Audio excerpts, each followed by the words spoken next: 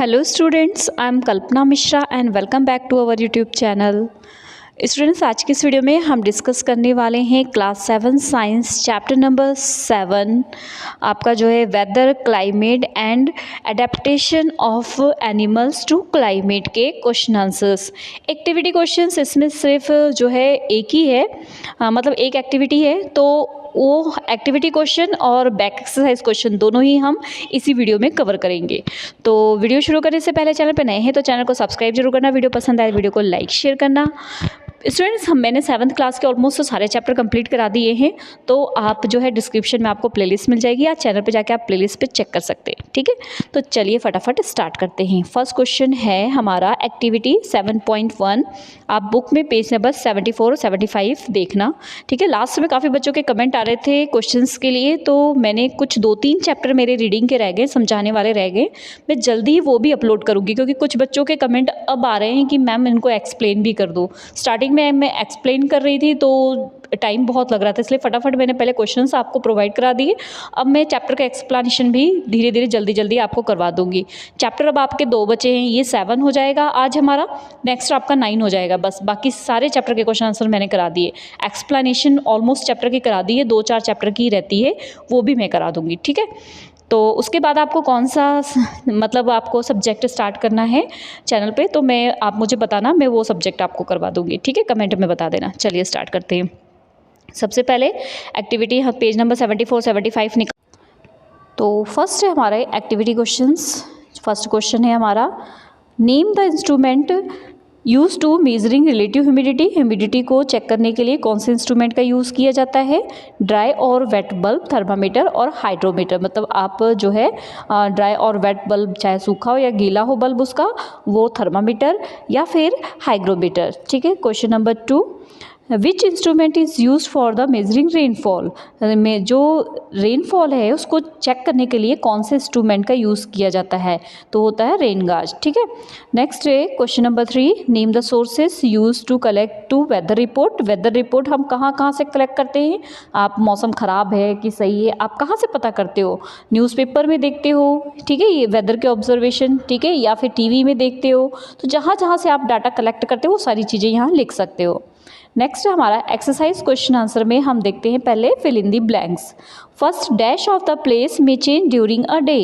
तो एक दिन में क्या चेंज होता है? वेदर मतलब मौसम। The area of the earth near the north pole और साउथ पोल और आर कॉल्ड। जो नॉर्थ पोल और साउथ पोल के पास जो एरिया है उसे हम क्या कहते हैं? Polar region.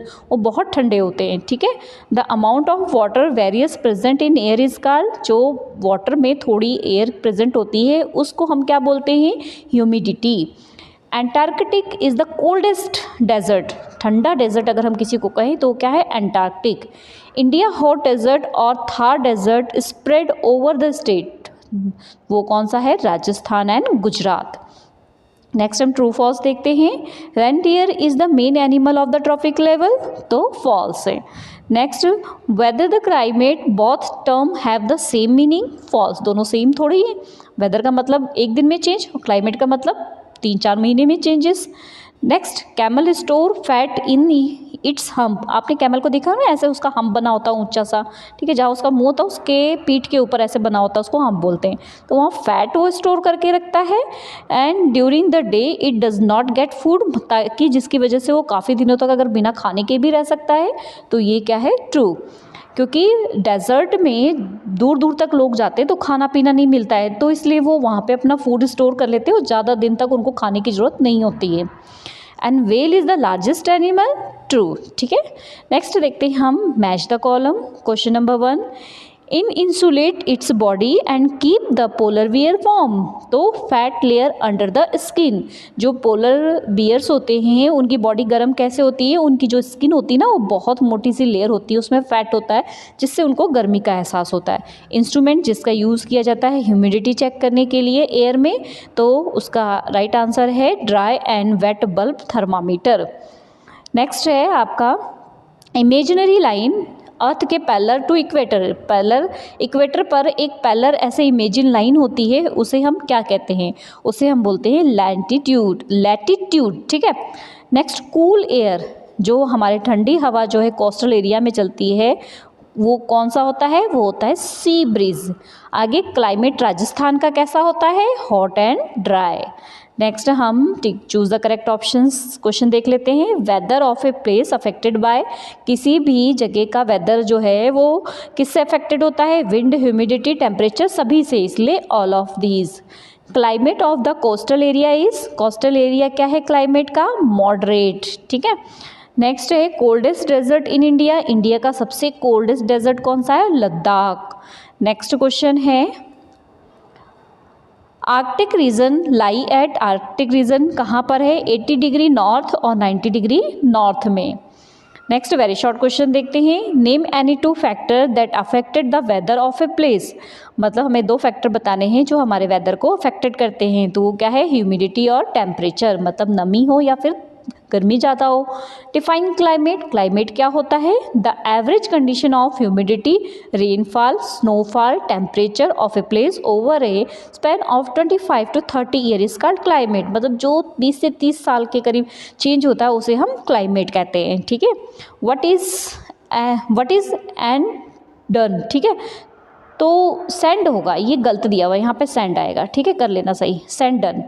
तो sand done is a landform compost of wind derive dry sand in the form of the mud और रिज। देखो क्या होता है, यहाँ पे सैंड है, ये उड़ उड़ के जाती है, क्या होती है, एक जगह पे ऐसे इकट्ठा हो जाती है, ऐसे बना लेती है, तो उसको हम बोलते हैं सैंड डन, ठीक है।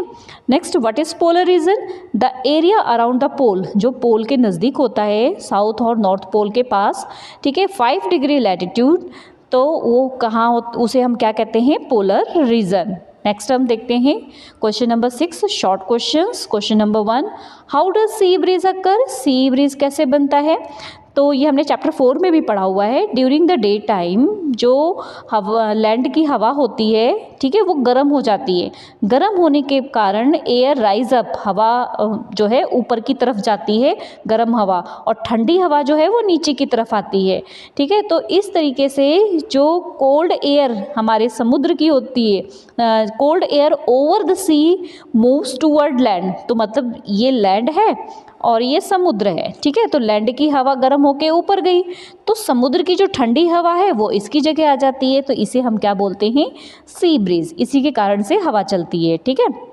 Next, right 3 adaptation found in aquatic animal, मतलब पानी में रहने वाले एनिमल्स के एडेप्टेशन बतानी है कि वो पानी में कैसे जी पाते हैं।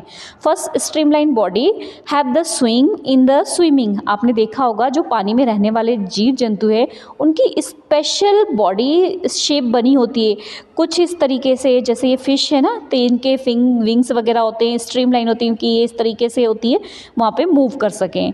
इनके पास गिल्स होते हैं ताकि ये पानी में से ऑक्सीजन ले सके, ठीक है। इनके पास स्विमिंग के लिए फिन्स होते हैं, फिन्स मैंने अभी आपको बताया क्या होता है, ये वाले हिस्से, ठीक है, ये जो इनको तैरने में हेल्प करते हैं, ठीक है। Next question, what is green house effect, green house effect क्या है, gases in air like carbon dioxide absorb heat from the sunlight to increase the temperature of the atmosphere, this effect known as the greenhouse effect। मतलब gases जो carbon dioxide, sunlight सभी को absorb करती है और atmosphere का जो है टेम्परेचर बढ़ा देती है, उसे हम क्या बोलते हैं, green house. Write two effect of the climate change, climate change के 2 इफेक्ट बताओ। Due to climate change green house effect is increase while the cause global warming, अगर क्लाइमेट चेंज हो रहा है इसका मतलब क्या हो रहा है कि ग्रीन हाउस इफेक्ट के कारण जो है टेम्परेचर चेंज हो रहा है, जिसकी वजह से क्या आ रही है, ग्लोबल वार्मिंग आ रही है। मैनी ग्लेशियल मतलब बर्फ़ के बड़े बड़े पहाड़ जो है वो मेल्ट हो रहे हैं, पिघल रहे हैं, जिससे जो उसके आसपास की सिटी है वो क्या हो रही है, उसमें डूब रही है। नेक्स्ट देखते हैं हम long question. Question number 1 most important, how is the camel adapted to survive in a hot desert, मतलब रेगिस्तान में कैमल कैसे अपने आप को सर्वाइव करता है, तो इसका कलर जो है वो सैंड की तरह होता है, ठीक है। इसके फीट जो होते हैं वो फ्लैट होते हैं, स्पंजी होते हैं, जिसके कारण वो सैंड पर आसानी से चल लेता है। इसके नोज़ जो होते हैं कवर होते हैं नोजल फ्लिप से, जिससे जब सैंड उड़ती है तो उनकी नाक में जो है वो सैंड नहीं जाती है। और ये बहुत सारा पानी और खाना जो है अपने हम्प में जो है, ये खाने की बात है या पानी की बात है, स्टोर करके रख लेते हैं, जिससे इनको बहुत दिनों तक ना खाने की ज़रूरत होती है ना पानी की ज़रूरत होती है। ये अब अपनी बॉडी से जो वाटर निकालते हैं वो बहुत कम निकालते हैं। इनकी लेग बड़ी बड़ी होती है ताकि जो सैंड होती है ना, सैंड जो है बहुत गर्म होती है, तो उनसे वो गर्मी जो है उनके पास तक ना पहुँचे। ठीक है। Next, name various factors that affected the climate of the place, explain any two of them. अलग फैक्टर बताने हैं जो क्लाइमेट को अफेक्टेड करते हैं, दो के नाम बताने हैं। तो डिस्टेंस सी से कितनी दूरी पर है उस पर डिपेंड करता है उनका क्लाइमेट, एल्टीट्यूड पे डिपेंड करता है, लैटिट्यूड पे डिपेंड करता है और डायरेक्शन ऑफ द माउंटेन पर डिपेंड करता है। ठीक है। तो दो को एक्सप्लेन कर रहा था, एल्टीट्यूड को एक्सप्लेन कर देते हैं और लैटिट्यूड को एक्सप्लेन कर देते हैं।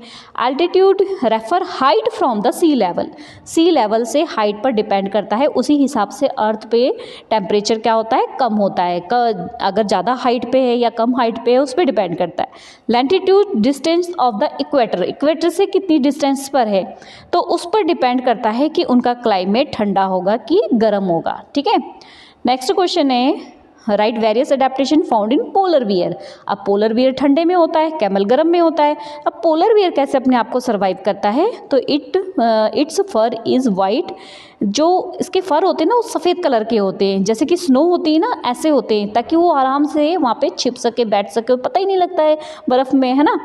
बड़े बड़े फर होते हैं जो उसको ठंड से बचाते हैं। उसके फैट की बॉडी में लेयर होती है, मतलब चमड़ी उसकी मोटी होती है, जिससे वो अपने आप को गर्म रखते हैं। और उसके फीट कुछ इस तरीके से डिज़ाइन होते हैं कि जो बर्फ़ में है उसमें चलना बहुत मुश्किल होता है, तो वो आसानी से उसमें चल लेते हैं। ठीक है। Okay students, I hope video helpful हुई हो, तो वीडियो को लाइक शेयर जरूर करना। मिलते हैं नेक्स्ट वीडियो में। Take care and have a nice day.